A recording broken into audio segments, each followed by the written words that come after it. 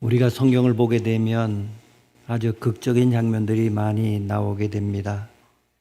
이스라엘 백성이 출입해서 이제 가나안 땅으로 갈 때에 홍해가 앞을 가려서 가지 못하고 뒤에서 애국 군사를 쫓아왔을 때 홍해가 갈라져서 정말 광야같이 걸어가는 그러한 일들, 때로는 다윗과 골리앗 그 싸움들 우리는 기억하고 있습니다.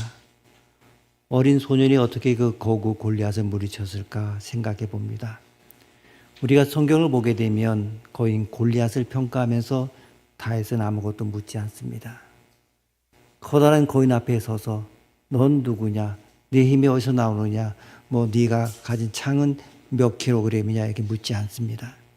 그냥 그의 기술이나 나이나 사회적인 지위나 진행 지수 따위에 전혀 관심이 없습니다.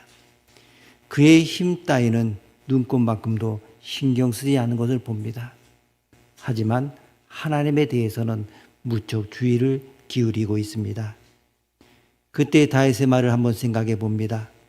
사무엘상 17장 26절에 보게 되면 사시는 하나님의 군대라 이렇게 표현합니다. 또한 살아계시는 하나님의 군대, 만군의 여호와의 이름 곧 내가 모욕하는 이스라엘 군대의 하나님, 여호와께서 너를 내 손에 넘기시리니 온 땅으로 이스라엘의 하나님이 계신 줄을 알게 하겠고, 또 여호와의 구원하심이 칼과 창에 있지 아니함을 이 무리로 알게 하리라. 전쟁은 여호와께 속한 것인즉 그가 너희를 우리 손에 넘기시리라.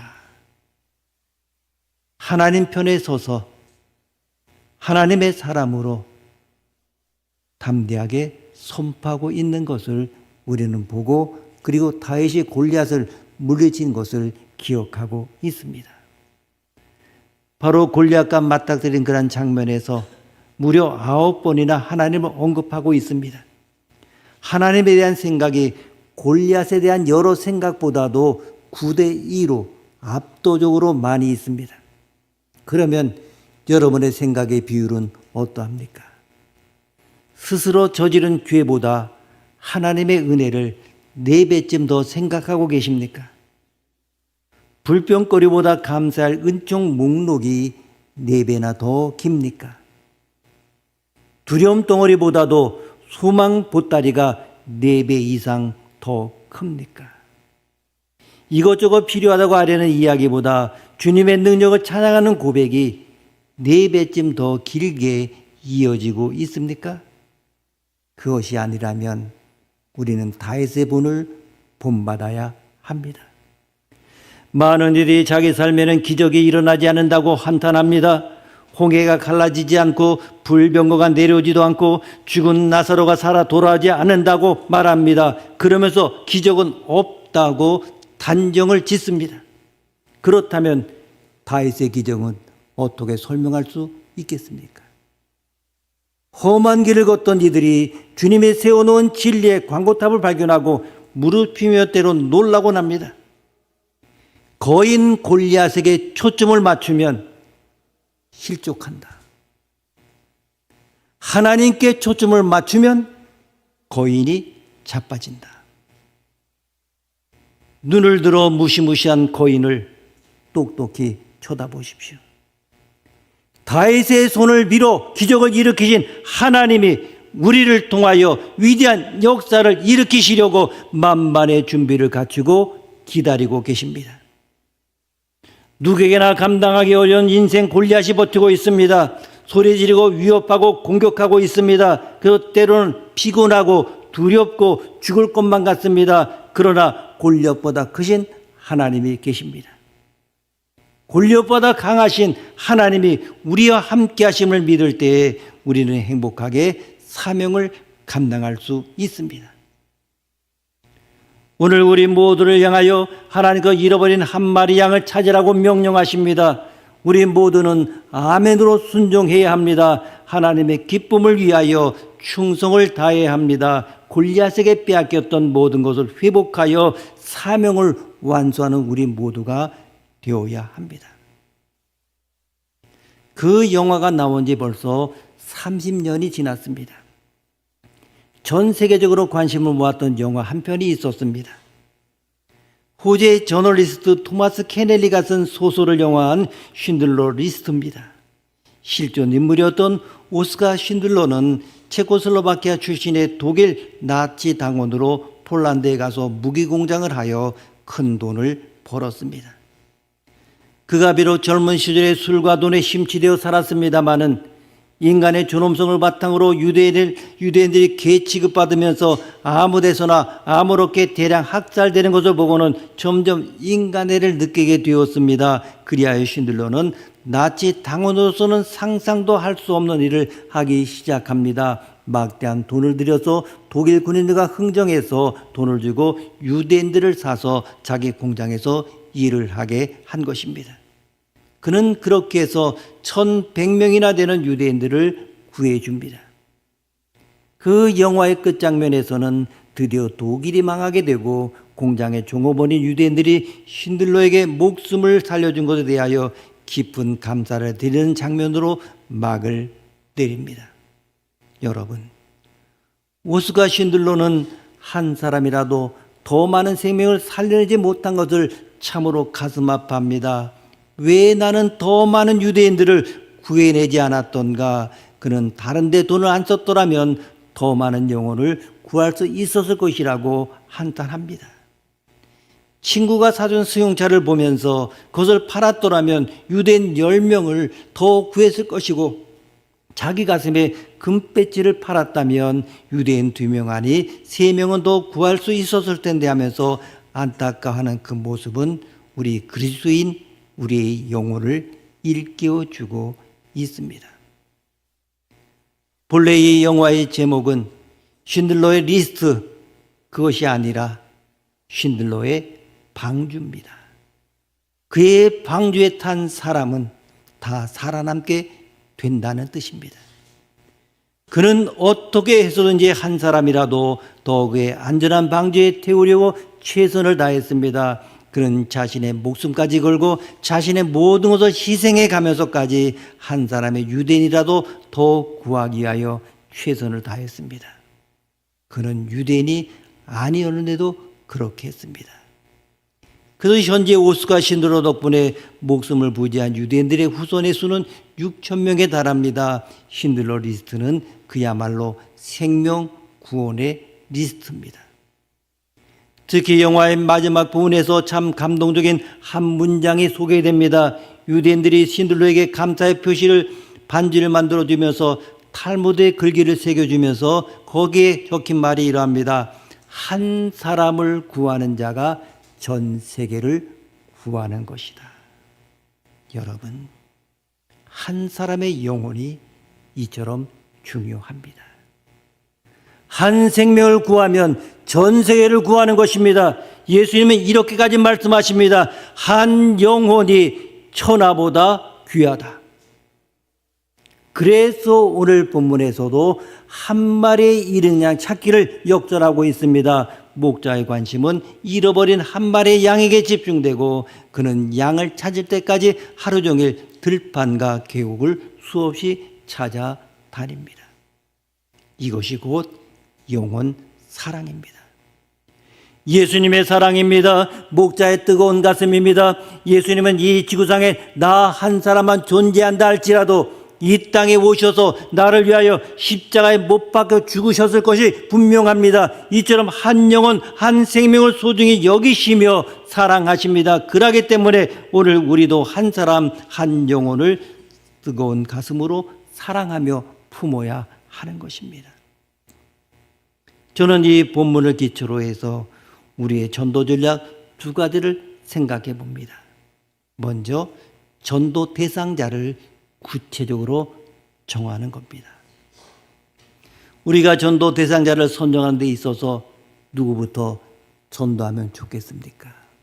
여러분 어떻게 생각하십니까? 우리의 1차적 전도 대상은 누굽니까? 우리가 가장 쉽게 접근할 수 있는 사람은 내 곁에 가장 가까이 있는 사람입니다. 그래서 우리는 구체적인 전도 대상자를 선정해야 합니다. 먼저는 교회에 다니지 않는 사람들입니다. 교회에 나오지 않는 사람들입니다. 교회를 떠난 사람들입니다. 그리고 교회를 정하지 않고 있는 그러한 사람들입니다. 이 중에서 우리는 전도 타겟을 분명하게 정해야 됩니다. 한 생명, 한 영혼을 구체적으로 정해야 됩니다. 무엇보다도 전도 대상자를 정하는 것은 성경적입니다. 예수님께서 어느 지역에 복음을 전하러 가실 때 보게 되면 언제나 전도와 기적의 대상을 정해놓고 바로 그 장소, 그 사람에게로 다가가셨습니다. 베드로 전도, 빌립 전도가 그러했습니다. 특히 나다나엘을 전도할 때 보게 되면 어떻습니까? 무화과 나무 밑으로 가셨고 사마리아 수가성 여인을 전도하실 때에는 우물가로 가셨습니다. 삭개오를 구원하러 가실 때는 뽕나무 밑으로 가셔서 그를 1대1로 만나 주셨습니다. 이처럼 한 사람 한 영혼에 대한 구체적 선정과 접촉이 필요합니다. 특히 교회가 전도 대상자를 선정하는 기준에 도움이 되는 좋은 이야기가 있습니다. 무엇인가 겨누지 않으면 아무것도 맞출 수 없다. 모든 것을 겨누면 보통은 아무것도 맞출 수가 없다. 모든 사람에게 다가서려고 하면 대개는 아무에게도 다가설 수가 없다. 한마디로 마케팅 전략은 타겟을 분명히 정합니다. 소비자와 고객의 대상이 분명해야 됩니다. 어떤 계층을 공략할 것인가를 명확히 한 후에 틈새 시장을 뚫고 들어가야 하는 것입니다. 스타벅스 커피처럼 말입니다. 오늘 아침에 나의 전도 대상자가 분명하게 선정되기를 바랍니다. 지금 여러분의 머리에는 어떤 사람이 떠오르고 있습니까? 한번 생각해 보십시오. 그리고 주보에 적어 보십시오. 이 사람만큼은 이번에 꼭 대상자로 정하겠다. 그리고 기도하겠다. 그리고 교인들에게 옆에 있는 사람에게 꼭 기도를 부탁해야 되겠다. 한번 옆 사람에게 물어보십시오.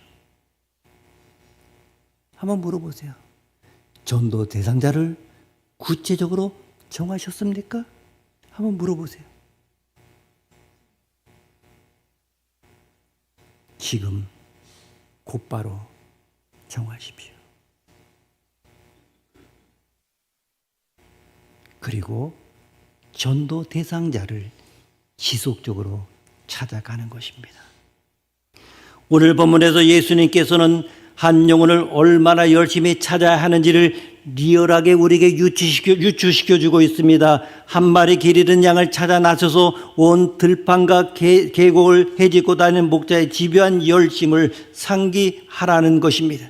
그래서 누가복음 15장에 보게 되면 찾는다는 역동적인 단어를 10번이나 반복하여 강조하고 있습니다. 찾을 때까지 찾아 나서는 열정과 지속적인 능동성을 품으라고 하는 메시지입니다. 이 본문에 등장하는 목자는 곧 죄인들의 영혼 구원을 향해 찾아 나서는 예수님의 모형입니다. 길 잃은 양처럼 하나님을 잃고 방황하는 우리를 찾아서 저 하늘에서 이 땅까지 오셔서 계속 찾아다니시는 예수님의 구령의 열정입니다.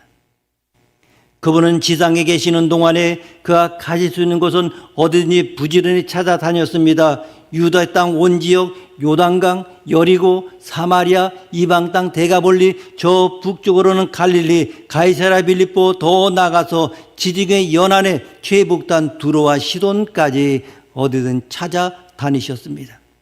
그리고 같은 지역을 여러 차례씩 지속적으로 찾아다니셨습니다. 그래서 사도 바울도 보게 되면 소아시아 유럽의 그 많은 지역을 끊임없이 지속적으로 찾아다닌 것입니다. 목적은 단 하나입니다.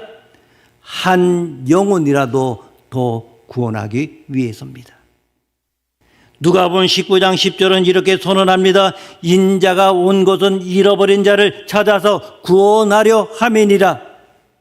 한마디로 예수님의 전도는 꿀벌 전도였습니다. 이 꿀벌, 여러분이 꿀을 자주 드실 텐데요. 꿀 10g의 꿀을 채취하기 위해서는 6만 송이의 꽃을 찾아다닌다고 합니다. 그리고 꽃 한 송이를 60번씩 왕복하여 꿀을 딴다는 것입니다. 그러니 우리가 먹는 그 한 스푼의 꿀을 채취하기 위해서는 36만 번의 반복해서 지속적으로 찾아다닌다고 하는 것입니다. 그렇게 된 꿀을 채취된 것을 우리가 먹습니다. 우리는 하나님을 기쁘시게 할 만한 여러 가지 일들을 마음에 두고 있습니다. 내가 헌금을 많이 하면 하나님이 기뻐하실까? 주님을 위해 특별히 헌신하면 기뻐하실까? 정성을 다 예배드리고 하나님 말씀을 잘 배우고 배운 대로 살려고 노력하면 기뻐하실까? 예수님의 사랑을 이웃에게 전하면 기뻐하실까? 예, 그것도 기뻐하십니다. 그러나 하나님께서 가장 기뻐하시는 것은 따로 있습니다. 하나님의 마음을 가장 기쁘게 해드리는 것은 바로 전도하는 일입니다. 하나님을 기쁘시게 해드리기 원하십니까? 그러면 전도하십시오. 전도해서 안 믿는 사람을 주님 앞으로 인도하십시오. 이것만큼 하나님을 기쁘시게 하는 일은 없습니다. 그러기 때문에 예수 믿는 사람들의 세계에서는 선교사나 전도자들이 최고입니다. 이번에 캄보디아에 거기서 헌신했다가 이제 귀국해 있는 그런 사람과 같이 갔습니다. 그분은 이제 거기서 이제 기술학교에서 미용을 가르쳤는데, 그리고 코로나 때문에 이제 철수해서 있다가 이제 이번에 같이 가는데, 가자마자 그의 제자들이 있으니까 그 제자가 지금 기술학교에서 선생으로 또 가르치고 있습니다. 만나자마자 부둥켜 안고 얼마나 우는지. 한 사람이 울기 시작하니까 같이 가서 눈물이 전염이 돼가지고 다 이제 울기 시작합니다. 열매가 있으니까, 그리고 보았으니까. 이런 말씀 드리기 어렵습니다만 이제 30년 전에 기술학교 개교될 때 우리 아내가 키보드 하나를 가지고 갔습니다. 반주하러. 그때는 그냥 막 전기가 갑자기 나가는 그런 때인데, 그 키보드 때문에 피아노과가 생겼고, 그리고 피아노를 배웠고, 그 지금도 그 배운 학생이 교사가 돼서 가르치고 있습니다. 하나의 작은 씨앗이 열매를 맺는 것입니다. 그러기 때문에 다른 어떤 것보다도 복음을 증거한다고 하는 것이 현재는 눈에 보이지 않는 것처럼 여기지만 이후에 보게 되면 그 열매가 맺어져서 그것을 바라보면서 얼마나 기뻐 감격하고 정말 하나님께 행하신 일들을 간증하게 되는 것입니다. 다른 것도 다 중요하지만 그것만큼 중요한 건 없습니다.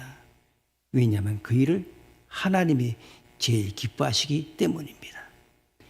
영적으로 병들어 죽어 있고 자기들끼리 배를 가르고 싸워서 교회 안에 냉기가 도는 상박한 교회들이 가끔 있습니다. 그런 교회들에게 공통점이 있습니다. 하나님이 기뻐하시니 전도를 하지 않는다고 하는 것입니다. 믿지 않은 사람을 주님 앞으로 인도할 생각하지 않으니 교회는 죽을 수밖에 없습니다. 하나님 기뻐하지 않는데 어떻게 그 교회가 잘 되겠습니까? 그러나 한편으로 자신은 아직도 이런 하나님의 마음을 헤아리지 못하고 있지나 않은지 우리는 되돌아 보아야 합니다. 오늘 1절 말씀 보게 되면 모든 세리와 죄인들이 말씀을 들어 가까이 나왔다고 말씀합니다. 이 말씀을 앞에 놓고 우리는 우리 자신을 향하여 솔직하게 질문해 보아야 합니다. 예수님은 어떤 죄인이라도 심지어 세리나 창기라도 그분 앞에 가까이 나올 수 있도록 문을 열어 놓으셨습니다. 그러므로 모든 사람들이 주님께 가까이 접근하는데 어려움이 없었습니다. 그러나 지금 우리 교회 문은 열려 있습니까? 우리 가정의 문은 열려 있습니까? 우리 마음은 창기나 세리들이 다가올 수 있도록 문이 열려 있습니까? 한번 깊이 생각해 보십시오. 마음을 닫고 있지는 않은지, 교회 문이 닫혀 있지는 않은지, 그래서 주님께 가까이 오고 싶어도 바깥 세상에서 소송이고 있는 사람들이 혹시 없는지 생각해 보아야 합니다. 하나님의 마음은 교회 밖에 있습니다. 하나님은 교회 밖에 있는 사람들이 돌아올 때 가장 기뻐하십니다. 그런데 우리는 오히려 닫혀 있지 않습니까? 오늘 2절 말씀 보게 되면 바리새인과 서기관들이 순거여 이르되 이 사람이 죄인을 영접하고 음식을 같이 먹는다 하더라. 아멘.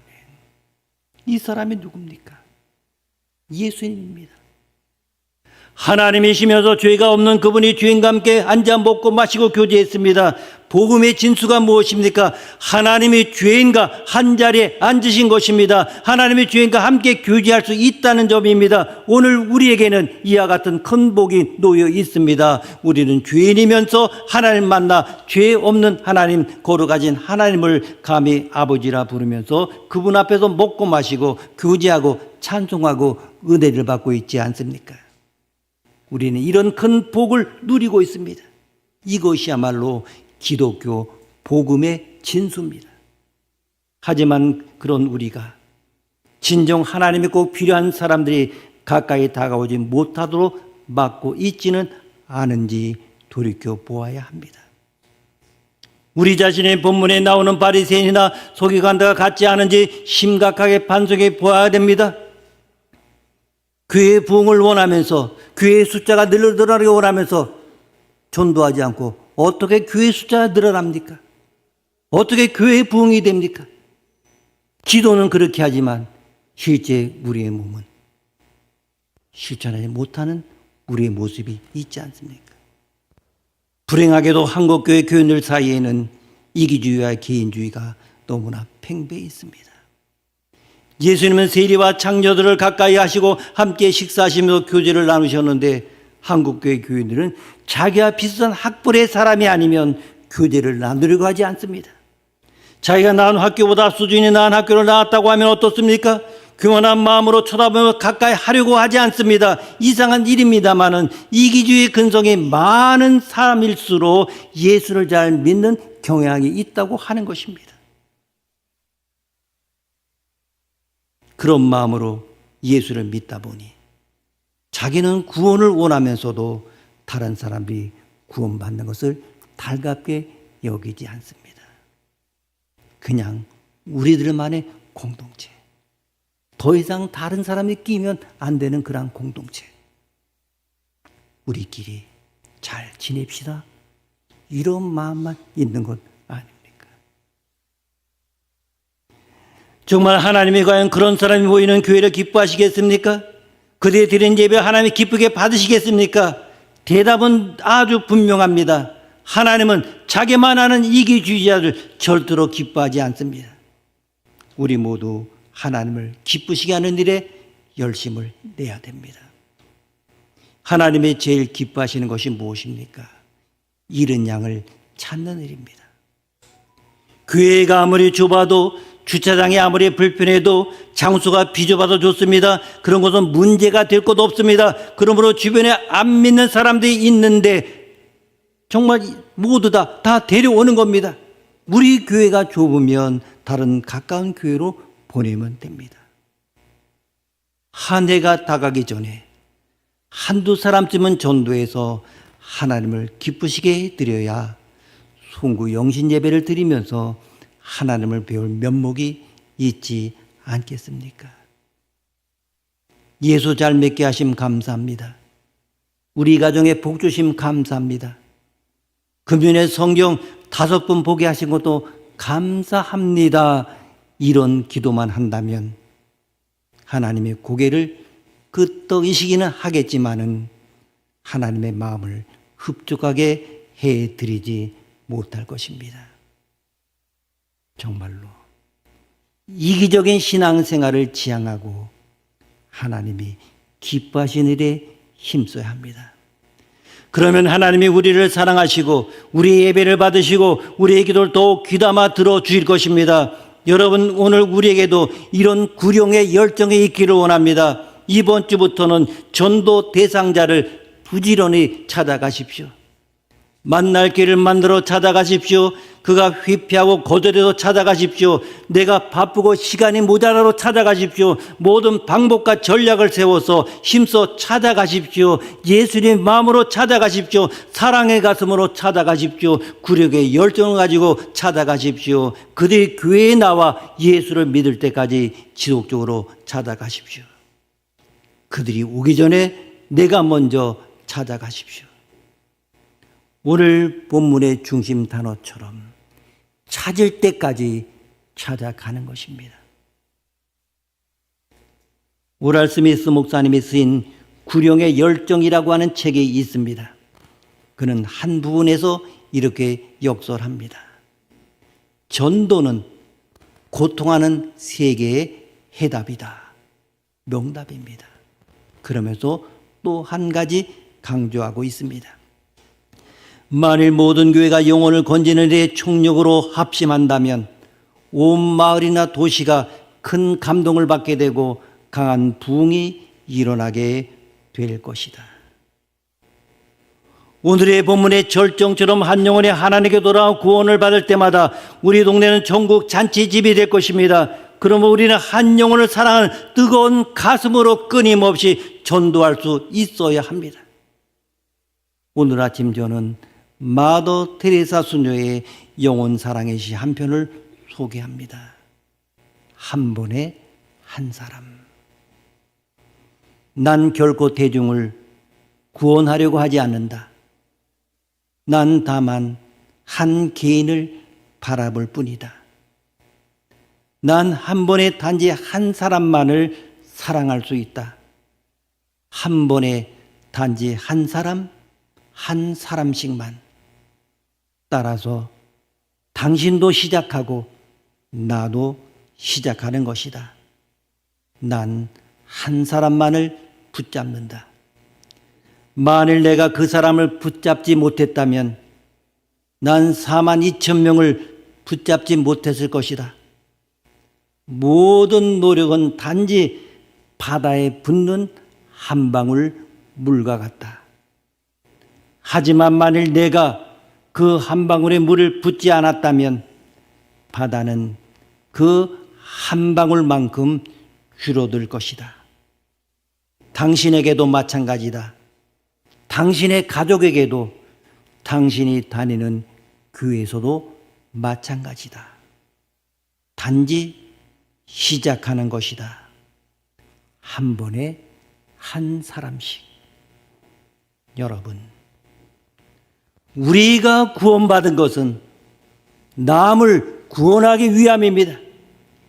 그러기 때문에 우리는 한 생명 한 영혼이라도 더 구원에 내리라는 뜨거운 가슴, 구령의 열정을 품고 감격스러운 전도의 열매를 맺어야 하는 것입니다. 이것이 우리가 할 일입니다. 우리 모두 영혼 구원에 최선을 다해 뜨거운 가슴으로 헌신해서 10월 26일 하나님 감사합니다. 주께서 이 모든 것을 이루셨습니다. 고백하는 우리의 아름다운 믿음의 삶이 되기를 원합니다. 기도하시겠습니다. 하나님 아버지, 독일의 나치 당원의 오스카 신들로도 한 영혼 한 생명을 더 살리는데 인생의 총력을 다 쏟았습니다. 우리가 구원을 받은 것은 남을 구원하기 위함입니다. 한 영혼이 하나님께 돌아와 구원받을 때마다 우리 동네는 천국의 잔치집이 될 것인데, 그러므로 우리는 한 영혼을 사랑하는 뜨거운 가슴으로 끊임없이 전도할 수 있도록 우리에게 이런 영혼 사랑의 열정을 더하여 주옵소서. 존귀하신 예수님의 이름으로 기도드립니다. 아멘.